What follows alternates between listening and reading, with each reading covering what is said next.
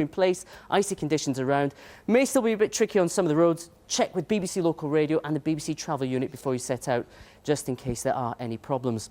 Now, through the day, it is going to be by and large a quieter day for many. Still, just along the coastal strip, away from the coast itself, some sleet and snow flurries throughout. But for most, dry, increasing amounts of brightness and sunshine coming through, but it does stay cold. Temperatures only limping above freezing for many of us. And an even colder night will follow to take us into Wednesday, -10, -12 to a few spots. Isolated snow flurries towards the southeast, a bit more cloud in the west, but for most, a dry, clear and cold day. Back to you, George. All right, Matt, thanks very much. Thank you. And that's all from us. It's time to join the BBC's news teams where you are. Goodbye. On the programme tonight, tributes to the 8-year-old schoolgirl from London shot dead in front of her family in Jamaica. The head teacher of her school says they're deeply saddened. She's a great friend. She would be really, really sorely missed by those children closest to her. They're going to have found today very difficult. We'll have the latest on the police investigation from Jamaica, also tonight. The EastEnders actress found dumped in the Regent's Canal. Her brother goes on trial accused of murder. Plus, schools out as the wintry weather brings disruption to the north of the capital. I'm live with the Gritters in Hertfordshire as the teams prepare for a busy night. And meet Mr. Selfridge, the entrepreneur behind one of London's best-known department stores.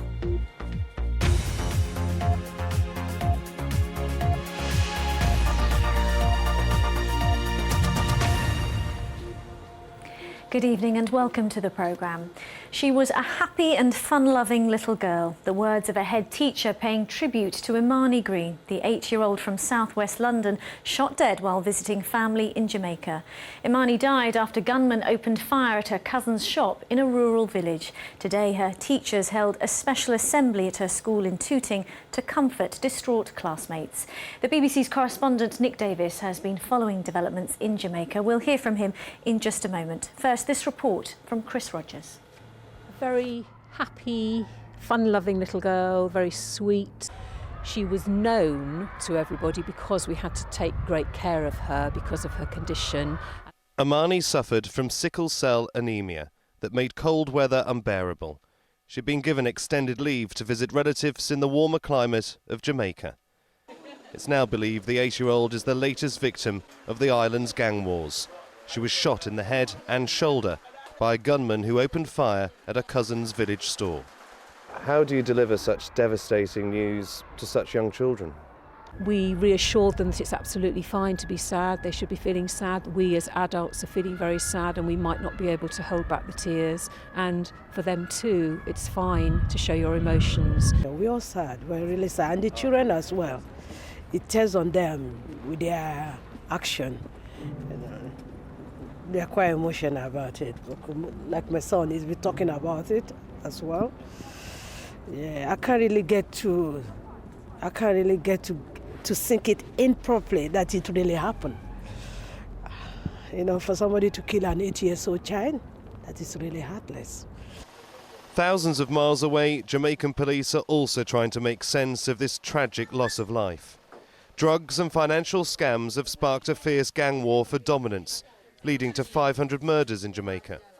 But how did Imani and her family become the latest victims? Chris Hobbs is a former Met police officer who worked on operations on the island. The family could be completely innocent. But again, the killing of children isn't unknown in Jamaica in terms of revenge attacks. It happens fairly often where they're targeting somebody and they inflict maximum pain by actually murdering the child. And I hope that's not the case here. Psychiatrists are helping Imani's classmates come to terms with their loss. They're also helping them to understand the evil that took her away from them. Chris Rogers, BBC London News, Tooting. Nick Davis, the BBC's Jamaica correspondent, has been following developments and joins us now.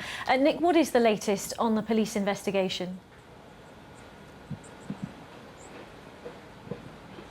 Well, in the last 24 to 48 hours, police have arrested 8 men. They've taken them to various police stations around this parish. They're questioning them, trying to find out more information as to why this happened. They picked up in an area very close to where Imani was killed, and I spoke to one of the lead investigators just a couple of hours ago.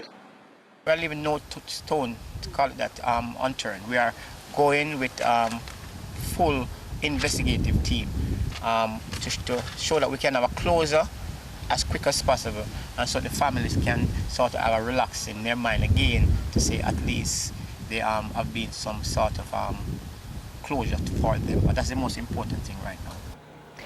And Nick, there has been lots of speculation about the motive behind this attack. Yeah, that's right. One of the things which has come out is a possible link to the Lotto scam. Now, this has been mentioned by the Minister of National Security, Peter Bunting.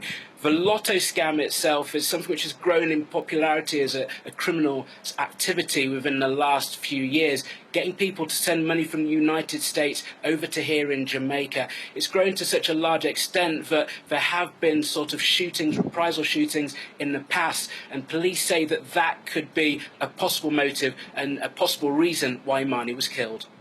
Nick Davis from Jamaica, thank you. Coming up later in the programme. An inquest hears how 6 people died in a tower block blaze as they waited for the fire brigade to rescue them.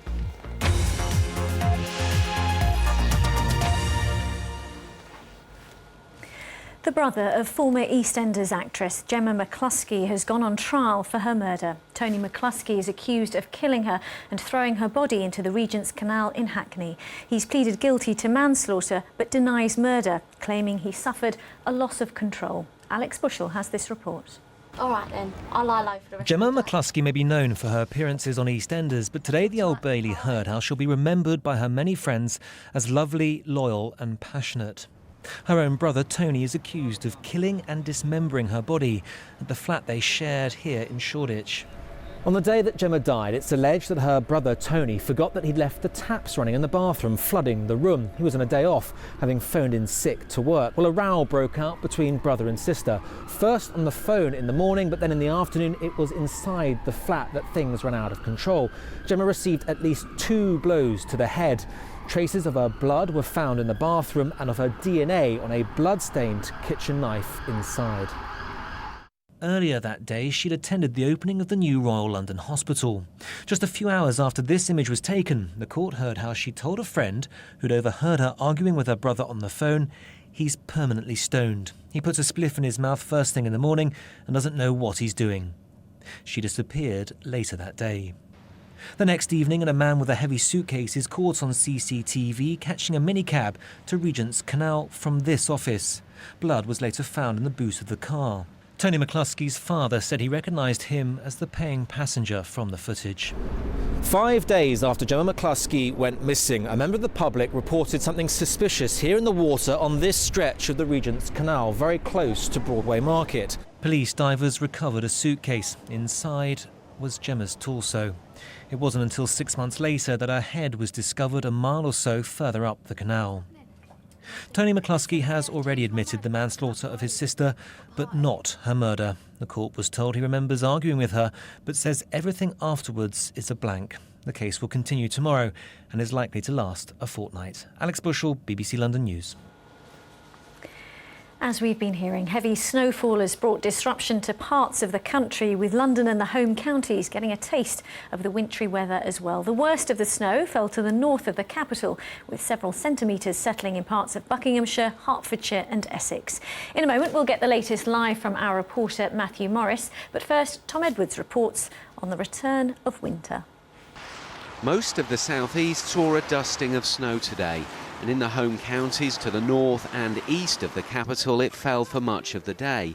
Most roads stayed open, but some schools closed early, like here in Harlow. Our prime concern, of course, is the safety of our pupils and the safety of our staff. The snow report has been very accurate, actually, and it has meant that the school has been concerned. We've been very worried that our children who come from all parts of Harlow wouldn't be able to get home safely, and also for our staff. In Stevenage in Hertfordshire, this school was one of 8 in the county that closed just after lunch. 18 others there said parents could pick up their children early, and there was some disruption for travellers. The buses were slower than usual. I was waiting for half hour for a bus instead of 10 minutes. We find we just know how to handle snow a little bit better. If abroad can deal with -10, -20 degrees, we can deal with -5. Should be able to. In Luton, 2 schools closed. In Wheat Hampstead, that meant these children enjoyed the afternoon off. Building snowballs. Is it good fun? Yeah. And the snow meant some took to more unusual ways to get around. This weather is just great. It's just great. Real good fun for them. Real good fun. In Essex, there was poor visibility this afternoon for drivers on the A130 near Chelmsford. And in and out of Liverpool Street, some trains were cancelled. The ambulance service said today wasn't any busier than normal, but they do have concerns about tomorrow. We want people to stay safe. If you don't have to go out tonight, please stay in the warm, wrap up. If you've got an elderly neighbour, just pop in and check and see if they're OK. And also tomorrow it's going to be extremely icy. And as well as those warnings, forecasters say there could be more snow tonight, particularly to the north and east of the capital. Tom Edwards, BBC London News. And Matthew Morris is live at a gritting depot in Stevenage. And Matthew, a busy night ahead for them there. Yes, Riz, a very busy night. This is one of 4 depots. It's going to get quite noisy now. One of 4 depots in the county. The teams here covering the middle part of the county from, say, Stevenage here down to places like Welwyn Garden City and Hatfield, and then back up to the Cambridge borders. You should be able to see behind me. We've got the teams loading the rock salt onto the spreading trucks. There are 13 trucks going out from here, and they're going onto a variety of roads near here, the A roads, B roads, what are classed as the priority routes, whether that's because it's a bus route or it's by a school or a college. They get updated 3-hour weather forecasts here, so they know exactly when they need to go out, and they keep looking at those updates. And what they're concerned about tonight is the stuff that's on the roads at the moment may well have got slushy over the last couple of hours, but they're concerned that's going to freeze hard tonight. And what is the latest on the roads tonight? Well, considering the fact that it snowed pretty heavily in this part of Hertfordshire for a couple of hours this afternoon, things are pretty good. You should be able to see some shots of the M25, junction 21, near the interchange with the M1.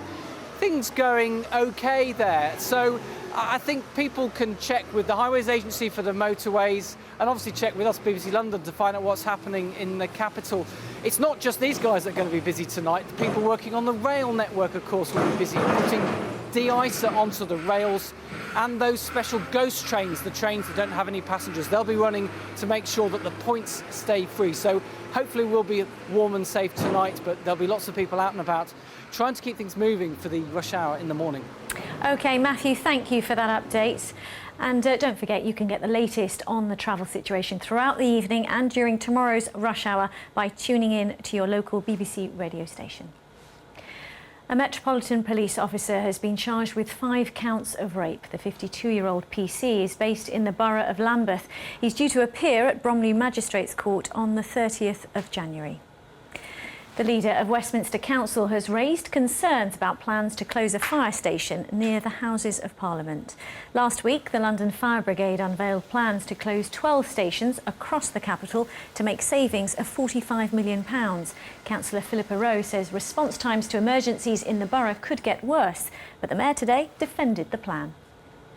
What most fair-minded people would say is that the professionals who have drawn up these plans only have one interest and one interest alone, and that is to reduce fire in London, to reduce deaths. Well, that's interesting. The inquest into a fire at a tower block in South London has heard how a woman fell unconscious while making a 999 call to the fire brigade for help. Catherine Hickman was one of 6 people who died inside their flats at Lakanal House in Camberwell in July 2009 as they waited to be rescued. Our special correspondent Kurt Barling reports. The intensity of the fire at Lakanal House in July 2009 took everyone by surprise, including the London Fire Brigade and Southwark Council, responsible for the council block. They will both be questioned during this inquest about what fire risk assessments were carried out on these high-rise properties. Mr. James Maxwell Scott, lead counsel for the inquiry, outlined the complex layout of the building of 14 stories. Already it's clear there will be many questions of a technical nature, like how individual flats were modified and who approved such modifications. He reminded the 11 jurors that this inquest was to find out why 6 people died in this tragedy. At times, his narrative of the events was deeply distressing for the families who had to leave the hearing. He described the telephone conversation between one of the victims, Catherine Hickman, and the 999 operator, a conversation that lasted 28 minutes until she lost consciousness, and gives graphic detail of how the fire was taking hold around her. She said, "Oh my God, no, listen, I can see flames at the door." At another point, she screamed, saying, "Something hot has fallen on me." Tragically, her final moments were also heard. It's clear she was advised to stay in the flat. Central to these inquiries will be questions about why these families were advised to stay put and why firefighters failed to reach them in time, and as a consequence they perished, whilst other families were given the same advice and they ignored it, got out and survived. The inquest is expected to last until the end of March. Kurt Barling, BBC London News. Still to come before 7. How the success of British women in tennis is inspiring others to take up the sport. And a tricky day for some of us as we get the first proper snow of the season. In places, there's more to come, and I'll have the full details in the forecast at the end of the programme.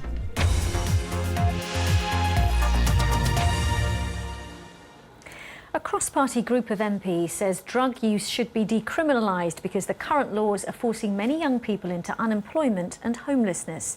It also calls for better regulation of so-called legal highs, potentially dangerous compounds cooked up by skilled chemists within the limits of the law. And I should warn you, Mark Jordan's report does contain some flashing images.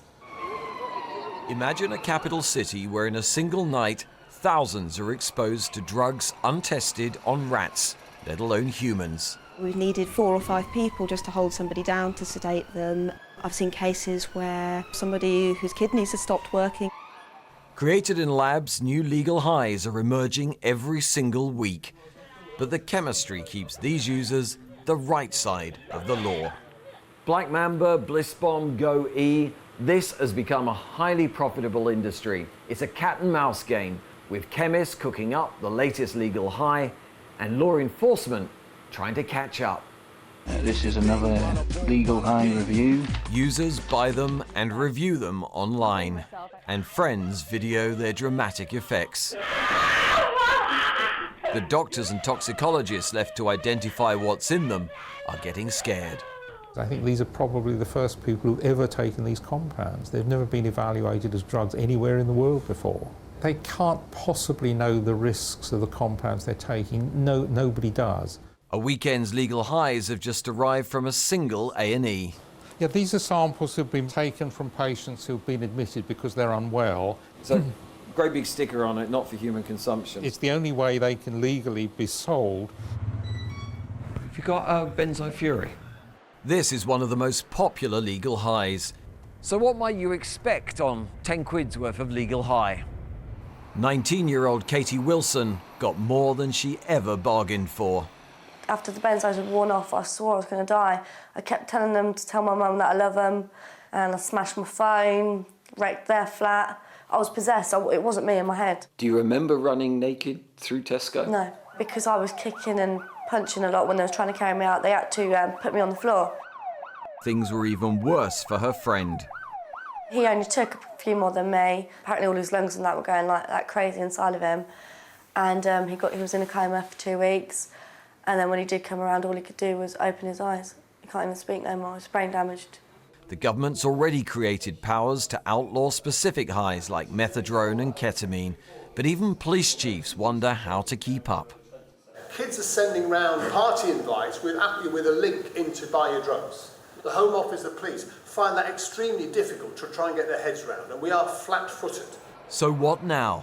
Tell every user they'll die and they'll laugh. Ban every substance and the next chemical could be even more deadly. Controlling substances, all it does is it spawns the production of one that isn't controlled. We're damned if we do and damned if we don't.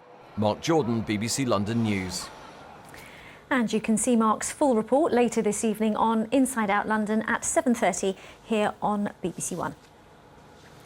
Now, with the Australian Open getting underway in Melbourne, Andy Murray is not the only Brit catching the eye. Laura Robson from Wimbledon, as well as Guernsey's Heather Watson, have both broken into the world top 50 at the start of the year. And their success is encouraging more women to pick up a tennis racket, as Sarah Orchard reports.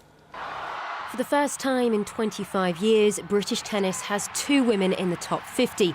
And the achievements of Wimbledon's Laura Robson, alongside Guernsey's Heather Watson, has thrilled tennis chiefs. Heather and Laura's 2012, absolutely fantastic. Heather ending the year winning a WTA title for the first time, and Laura making the final of a WTA Tour event for the first time, and Laura winning a silver medal at the Olympics, Heather making the 3rd round of Wimbledon. Their progress has been fabulous. As both women start their Australian Open campaigns, the Lawn Tennis Association isn't resting on its laurels.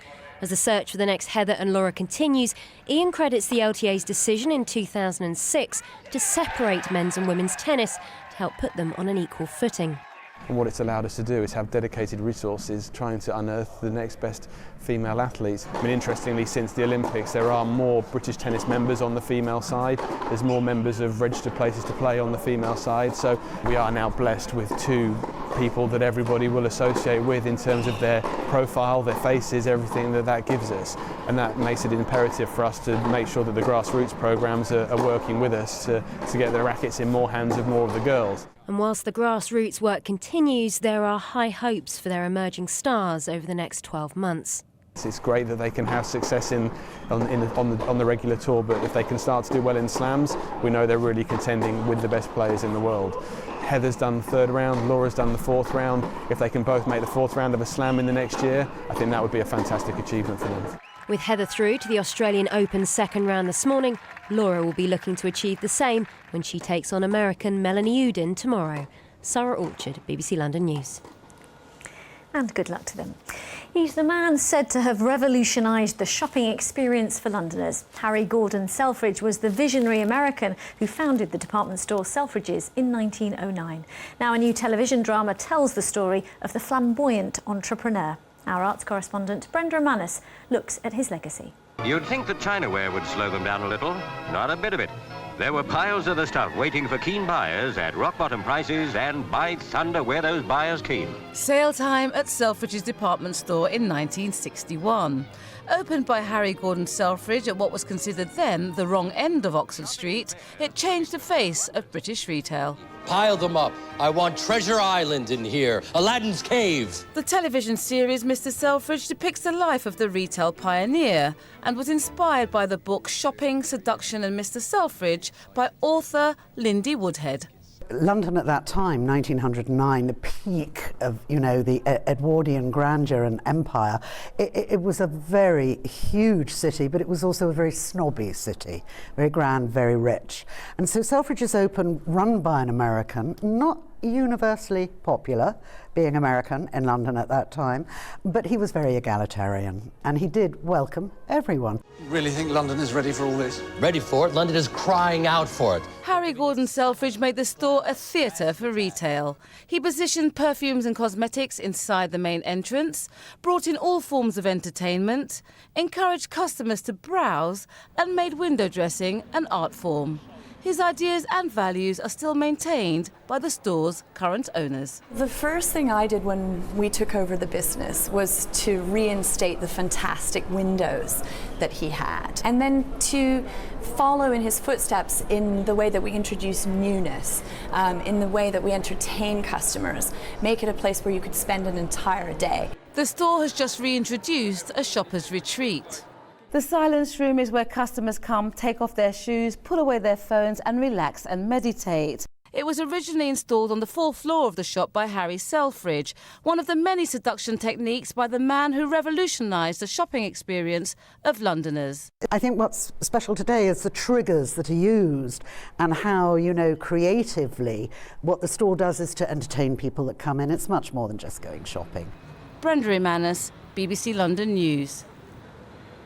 Now, maybe it's not quite the weather for shopping. Let's get a check on that all-important forecast. And Wendy, lots of people sending in their wintry pictures. That's right, yes. I had little chats on Facebook and Twitter today, and I got some pictures sent in. This one from High Wycombe, as was the next one here. Very arty they were too. Thank you very much for those people who sent them in. But this was the sort of scene we woke up to this morning, and this was the culprit. Little occluded front that went through first thing. Brief respite. Then the next one came through. That horrible mix of snow, sleet and rain all the way through the afternoon. A few showers coming into London at the moment. The next thing we're watching is the wraparound of that occlusion. As it comes through and the low pressure moves away towards the continent, there will be another spell of snow overnight tonight. So the Met Office has us covered by a yellow weather warning for snow, and that's for London and the home counties as well. But for some of us, there is an up of that warning, if you like. There's an amber warning, and that's mostly northeast of London, across parts of Essex into Hertfordshire, where we could get a few centimetres. But don't be surprised elsewhere if you see a dusting of snow overnight tonight. Even in London, there will be this snow moving in sort of midnight onwards into the early hours of the morning. As I say, a few showers around at the moment of some sleet and some hail for London, and then this is what we're looking at into the early hours. It will eventually clear away, and as it does so, it will turn quite breezy for a time, I think. But just be aware that everything that's fallen throughout the day today, whether it's been rain, sleet or snow,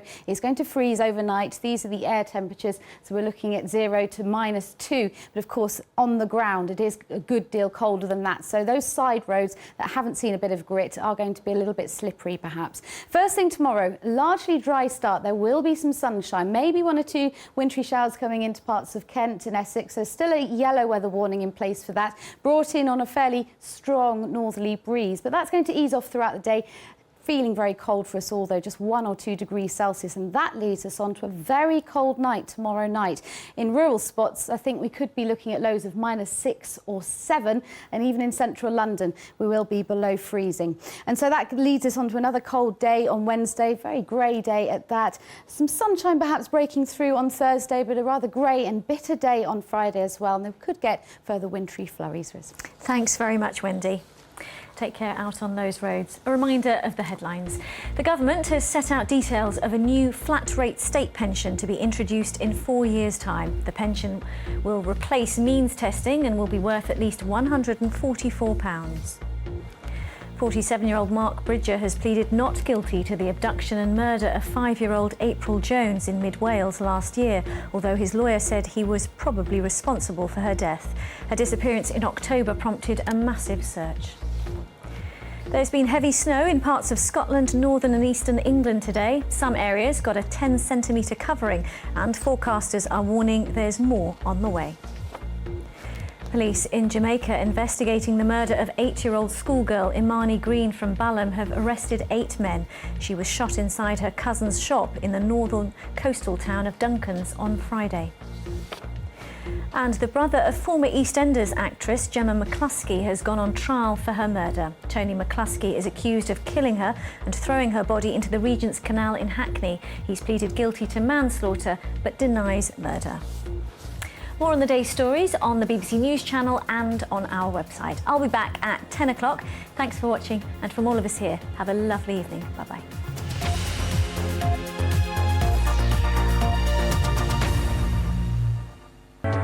Who's the Hollywood actor talking about his new BBC comedy? Find out on The One Show next. That's right.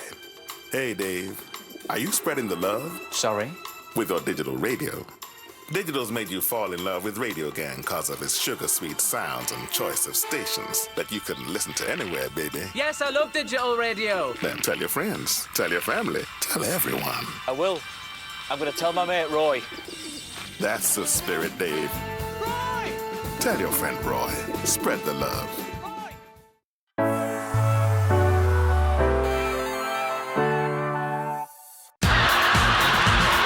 Watch out, men. Oh. Tax breaks for anyone who marries this. Robin. Laugh. I'm Miranda. You want a bit of this?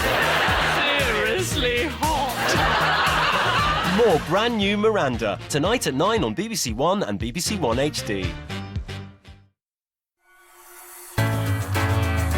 Love comedy Monday nights on BBC One straight after Miranda, brand new Mrs Brown's Boys, not to be missed at 9:30. Now though, a new week of The One Show.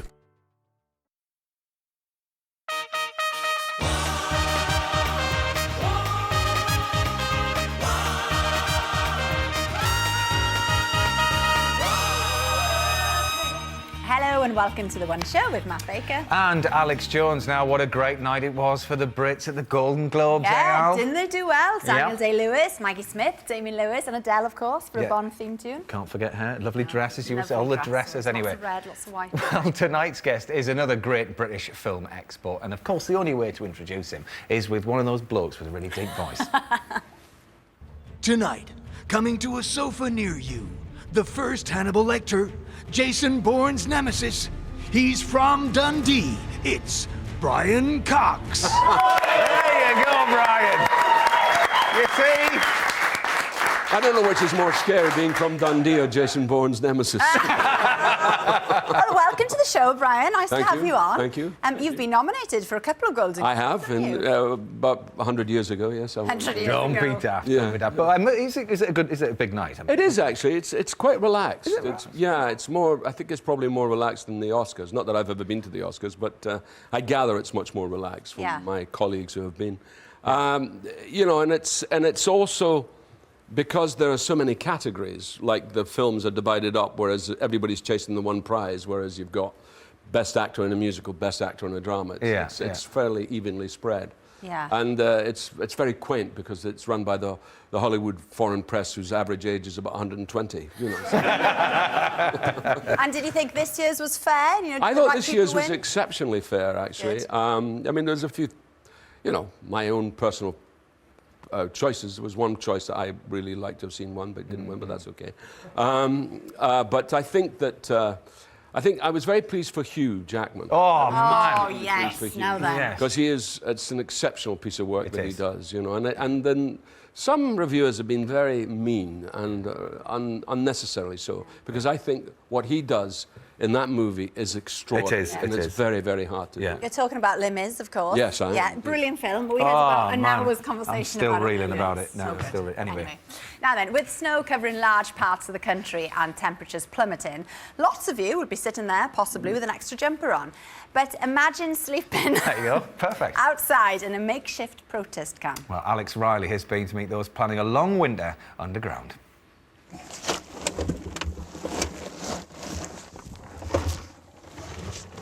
Sitting Bull, otherwise known as Simon, has decided to put his life in danger to halt the construction of a new road between two East Sussex seaside towns.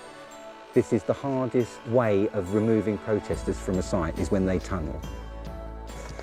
Down here is my water container and my urinal. So I've got a bit of comfort below me. This is my snorkel breathing system, which is very rudimentary, to say the least. This is just one of several tunnels. This is Sitting Bull Tunnel, there's Crazy Horse Tunnel, we're in the process of doing Geronimo Tunnel. The controversial Bexhill-Hastings Link Road project has been under discussion for more than 20 years, and last year protesters lost a court battle for the road to be scrapped. Now, this is apparently one of 3 different camps where people are building things and setting ropes and what have you. Hello. How long have you been up there for then? An hour and a half or so. And how long will you stay up there? Probably not that much longer for the moment, so I'm going to go down and have a cup of tea, I think.